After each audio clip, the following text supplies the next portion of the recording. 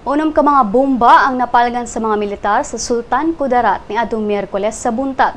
Si Sultan Kudarat Provincial Police Office Director Rex De La Rose nibutyag nga ang mga bomba gibutang lang daplin sa karsada sa Barangay Sinapulan, Colombio. Ang gilayon sab niini anaa sa usa ka gatos ka metros matag usa sa usa ka bomba.